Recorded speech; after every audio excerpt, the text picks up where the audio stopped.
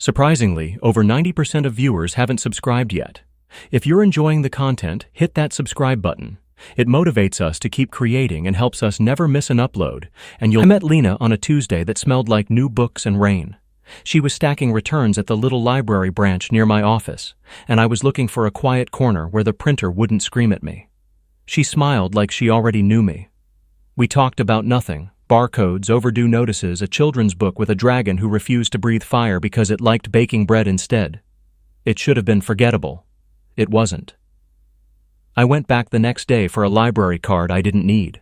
A week later, we were having tea. A month after that, I was learning the names of her houseplants and the stories of her childhood, how she loved crossword puzzles because every blank promised order if you listened carefully enough.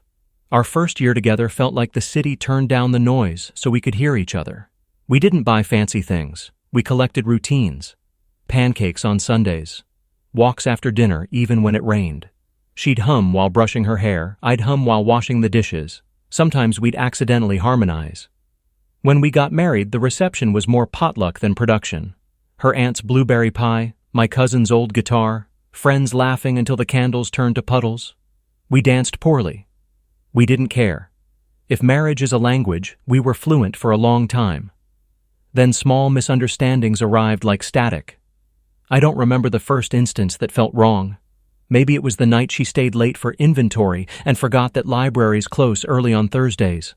Maybe it was the new lock screen on her phone, the one she said kept pocket calls from dialing my boss. Maybe it was the perfume scent on a scarf I didn't recognize. Little things, nothing damning, but little things create distance the way trickling water hollows stone. When I asked, she said I was imagining patterns that weren't there. She started using phrases like my independence, my time, my boundaries, words we had always shared before. And then, during an argument that had started with something trivial, whether to visit my parents for a long weekend, she said it bluntly, flat as a grocery list. I'm interested in an open arrangement. I heard the term and pictured a window stuck halfway, wind pushing through. I asked what she meant, and she explained with bright, careful calm like a teacher delivering a lesson. She wanted to explore. She wanted honesty. She wanted freedom. It doesn't change what we have, she said, touching my wrist. It just adds chapters. I told her I didn't want that. I told her I loved our quiet chapters, the ones we wrote alone together. We're modern people, she said. We can set rules. We tried to set rules. We agreed on transparency. No lying, no vanishing acts, no secrets. We agreed on safety, health checkups, caution, communication. We agreed we would reassess after a month. Mostly we agreed because I believed the alternative was losing her, and I benched my instincts for the sake of peace. A week later, I learned how rules dissolve when desire wants shortcuts. It was just coffee, she said after staying out late with an old friend. Then it was a late lunch. Then it was an evening walk that became a missed bus and a couch at someone's apartment, and the word sorry, soft but distant, as if she were apologizing for a weather forecast. I didn't see anyone, not because I couldn't, but because it felt like I'd be stepping into a costume I didn't recognize. I kept thinking we could patch the sail if we both held the fabric. But when Lena returned to our bed one night and placed a hand on my chest, I froze without meaning to. She felt it. She pulled back like she'd touched a hot stove. You still don't trust me enough to share a bed anymore? She asked. The question wasn't curious. It had an edge, a record scratch. I stared at the ceiling. Not after your one-sided open marriage, I said, and my voice sounded like someone else's, worn and tired. She scoffed and grabbed a blanket and slept on the couch. In the morning, she made a show of being cheerful, pouring coffee, asking about my day. That's how the next weeks went. Kindness like stage lighting that never reached the back row. I started sleeping in the guest room. I needed space to think. I told myself I wasn't punishing her. I just wanted my heartbeat to stop racing every time the front door clicked. She'd drift in occasionally with a question about bills or groceries or the cat we never got but kept promising to adopt. My answers were short. Distance grew moss. One Saturday, I found a receipt under the sofa while vacuuming. It was from a cafe across town we'd never visited together. The timestamp overlapped with a night she had said she was meeting a volunteer group to plan community events. I set the receipt on the table, said nothing. I wanted to avoid the trap of playing detective in my own house. But then I noticed the delivery box in the trash the next day, something small and privately packaged, addressed to her at a pickup locker rather than our apartment. There was no shame in buying private items, of course. But I knew her buying patterns, the way she comparison shopped for detergent. Secrecy wasn't her default until recently. I reminded myself that suspicion can perform tricks.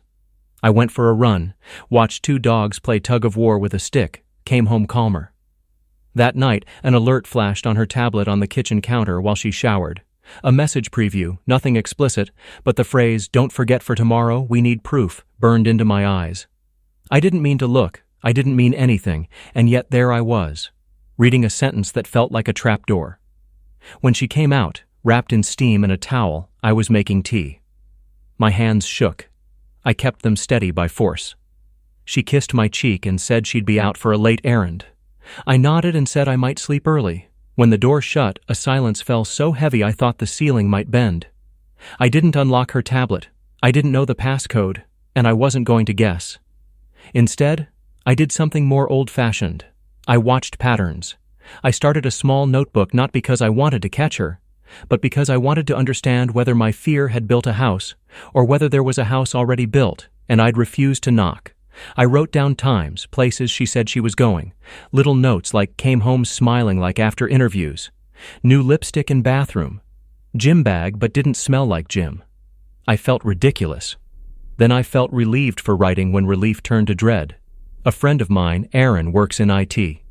He's the sort of person who can coax a broken laptop into resurrecting, who treats devices kindly and people more kindly.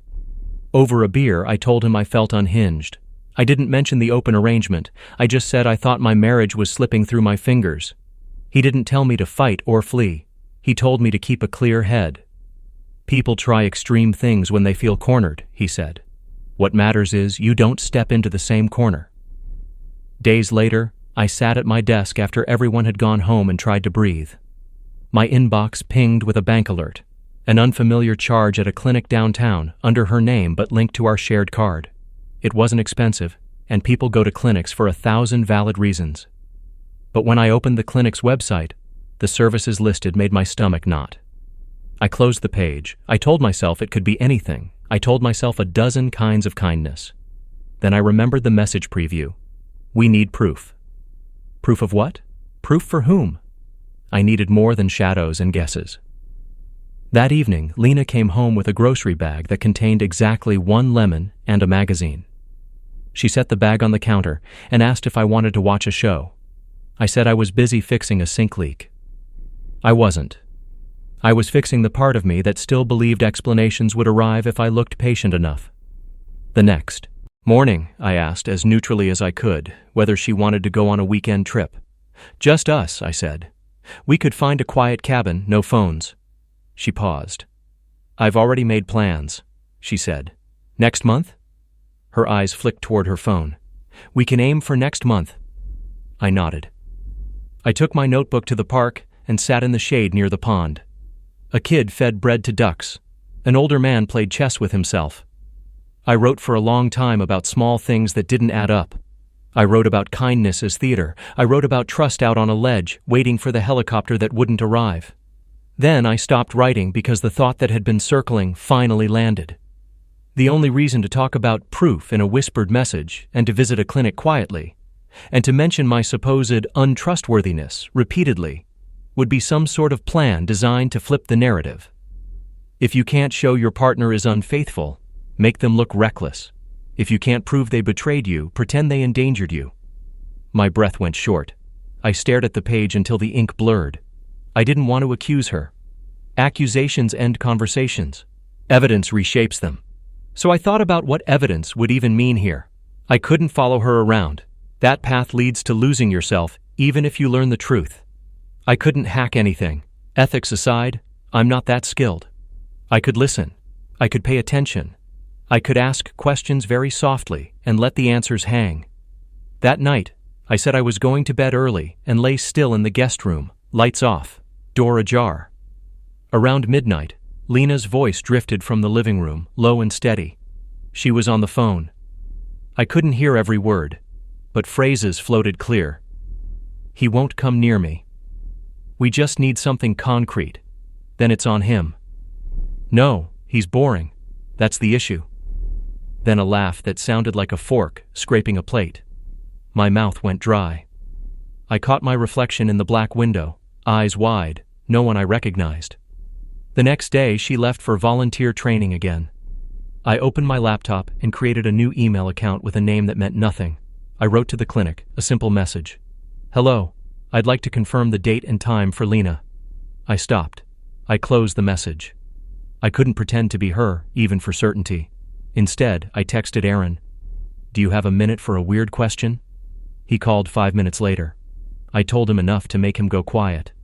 If there's a plan, he said, don't confront it head on, document everything, and stay kind because kindness is also evidence. He suggested I keep my phone set to record in our kitchen during certain conversations. Legal in our state as long as one person in the conversation consents. He recommended I forward my own bank alerts to a different folder so I'd have timestamps if I needed them. He told me to tell someone I trusted, him, if I felt unsafe. And see your own doctor, he added gently. Not because I think anything happened, but because being proactive is the opposite of being reckless. I made an appointment for myself and attended it without drama. I kept the paperwork. I let the doctor know I just wanted reassurance. I left with reassurance and a folder full of dates. That evening, when Lena asked whether I wanted to try a new restaurant on Friday, I said sure and suggested 6 o'clock, earlier than we'd ever go. She hesitated, then agreed. She tapped something into her phone. Her smile didn't reach her eyes. While she showered, I looked at the kitchen counter. Her tablet rested there, dark. I didn't touch it. But her planner lay open underneath, a paper one she used when she felt nostalgic. A small square sticky note poked from this week's page, a single word in shorthand. Proof, Fry. Next to it, a doodle of a star. I stood there for a long time, not moving, feeling the apartment's hum. The fridge clicked, pipes whispered. Somewhere a neighbor laughed.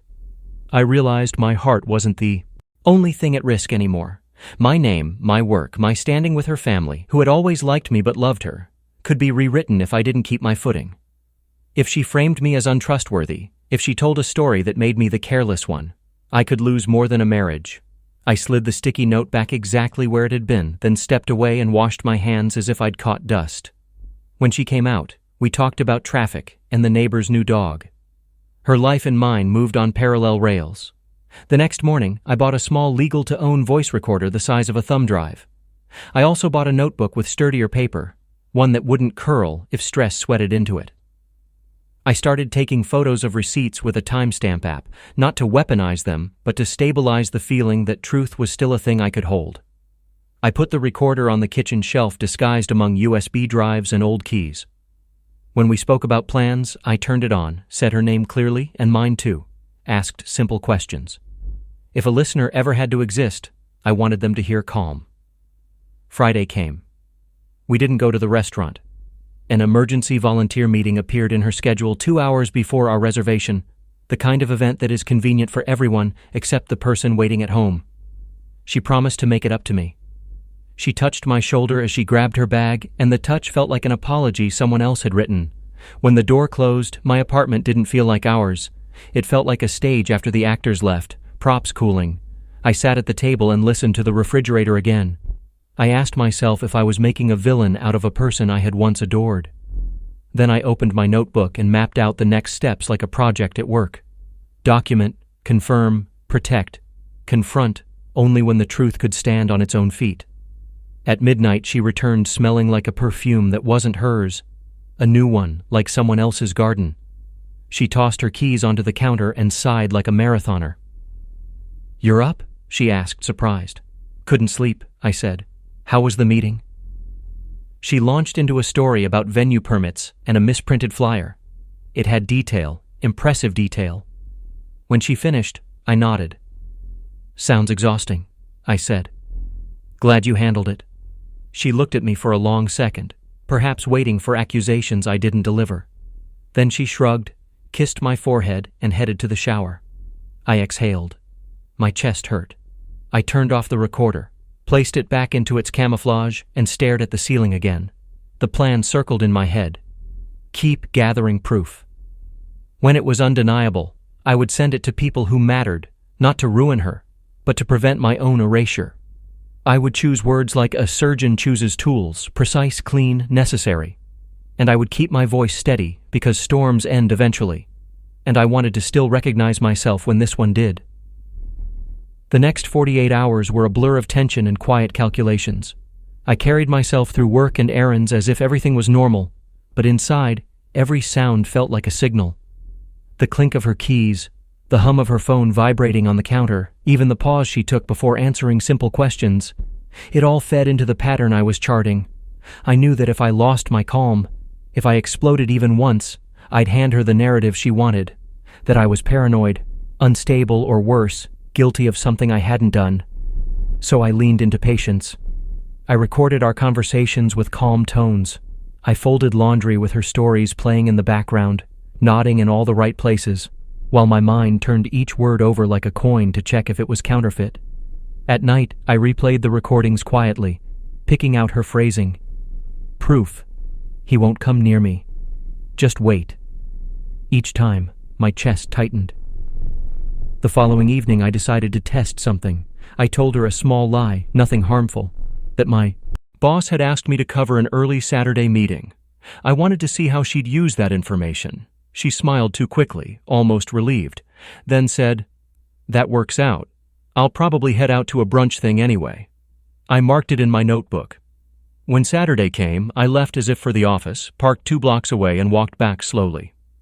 The apartment was already empty. On the kitchen counter, her planner was still open, and I saw the same sticky note from earlier now replaced with a fresh one. Clinic noon. I didn't follow her, that wasn't the point. Instead, I snapped a discreet photo of the note with my phone and sat down with the weight of it. Now it wasn't just shadows and overheard words. I had timestamps, receipts, recordings, written reminders, all pieces of a story I hadn't wanted to believe. That afternoon, I organized everything into a folder. Screenshots of our shared bank alerts, the receipt I'd found under the sofa, photos of her notes, and a couple of audio clips where her own words betrayed her intentions. I wrote a brief explanation, calm and measured, and attached the files.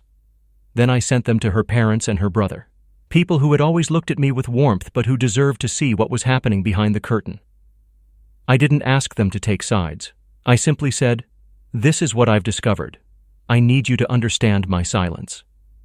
The message sent with a whoosh that sounded too final. My hands shook, but I also felt lighter. There was no turning back now. 2 days later, I was making coffee when the pounding began at the door. Her voice carried through the wood, shrill, furious, almost cracking. "How could you? How dare you drag my family into this?" She screamed my name, accused me of betrayal, of ruining everything. I stood still in the kitchen, listening. Neighbors would hear her, that was inevitable. But now I had proof. I had time-stamped patience, not rage. I opened the door slowly, holding the calm I'd been practicing like armor. She was red-faced, shaking, eyes blazing. She shouted questions without waiting for answers. But behind her fury, I saw something else. Panic. The story she had been writing had just unraveled in front of the audience she'd counted on. And in that moment, I realized something simple but powerful. Revenge wasn't about shouting louder or striking back harder. It was about refusing to be erased, about letting truth stand where lies had been rehearsed. I didn't yell, I didn't gloat. I just said, "Now they know." And for the first time in months, I felt like I had the ground beneath me again. She stood in the doorway, trembling, her voice climbing higher with every accusation. "You made me look like a monster. You twisted everything." Her hands balled into fists at her sides, but I just leaned against the frame, calm in a way that seemed to make her angrier. "I didn't twist anything," I said softly. "I just showed them what you already wrote." Her eyes flickered then, a crack in the performance. For months she'd been confident, certain she held the narrative. Now, with her family holding the evidence, her anger was mixed with something else. Fear. She pushed past me into the apartment, pacing like a trapped animal. "You don't understand. They'll never forgive me. You've destroyed me." I shook my head. "You destroyed yourself. I just refused to let you destroy me with you." She stopped pacing and glared, but her shoulders sagged. The mask was slipping. "It was never supposed to get this far," she whispered. "I just wanted you to feel guilty. to take responsibility, to admit you've been suffocating me. By staying faithful? I asked, almost laughing at the absurdity. By loving you even when you wanted everything outside our vows? The silence stretched. Outside, a car horn honked and faded away. Inside, I saw the realization in her eyes. There was no excuse left. The next day, her brother called me. He was blunt, angry at her, disappointed, but grateful I'd shown restraint. You didn't yell, you didn't smear her name, you just gave us the truth, that matters. His words steadied me more than he knew. Lena moved out within a week. No slammed doors, no teary reconciliations. Just boxes, her eyes avoiding mine, and the quiet collapse of something that had once been beautiful. I didn't stop her. I didn't try to fix it anymore. Weeks later, her parents invited me over for dinner. They didn't talk much about her, but the subtext was clear. They saw me, not as the villain she tried to paint, but as someone who endured betrayal with patience. That night, driving home, I realized revenge hadn't been about hurting her at all. The real revenge was dignity, the proof that no matter how elaborate her plot had been, truth had the final word. And for the first time in a long while, I slept soundly in my own bed, not haunted by suspicion, not waiting for another lie to drop. The storm was over. I had my peace back. And that, more than anything, was victory.